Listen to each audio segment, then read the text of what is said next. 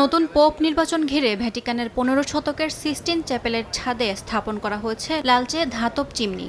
এখান থেকেই পূর্বে ব্যালট। চিমনিতে নির্ধারিত রঙের ধোঁয়া জানাবে পোপ নির্বাচনের ফল। কালো ধোঁয়া মানে সিদ্ধান্ত হয়নি, আর সাদা ধোঁয়ায় বোঝা যাবে নতুন পোপ নির্বাচিত হয়েছেন। আমি রোমে এমন একটি ঐতিহাসিক মুহূর্তে থাকতে পেরে গর্বিত। নতুন পোপ কে হবেন তা জানার অপেক্ষায় আছি। 7 মে শুরু হতে যাচ্ছে গোপন ভোট, যেখানে শতাধিক কার্ডিনাল অংশ নেবেন। এর মধ্যে প্রায় 80%কেই নিয়োগ দিয়েছিলেন সদ্যপ্রয়াত পোপ ফ্রান্সিস।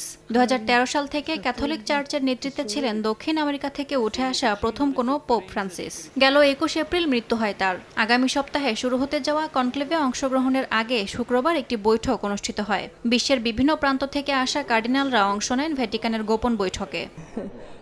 আমরা চাই এমন একজন নেতা যিনি বিশ্বজুড়ে শান্তি ও ন্যায়ের বার্তা ছড়িয়ে দেবেন। নতুন পোপ নির্বাচন উপলক্ষে এরই মধ্যে সেন্ট পিটার স্কয়ারে জড়ো হতে শুরু করেছে হাজার হাজার অনুসারী। সবার প্রত্যাশা 7 মে কনক্লেভের দুদিনের মাথায় ঘোষণা আসতে পারে নতুন পোপের। পোপ ফ্রান্সিসের উত্তরসূরি কে হবেন তা জানতে তাকিয়ে আছে গোটা ক্যাথলিক বিশ্ব। চিমনিতে সাদা ধোঁয়া উঠলেই মিলবে সেই প্রতীক্ষিত উত্তর। ইয়াসমিন অনন্যা, সময় সংবাদ।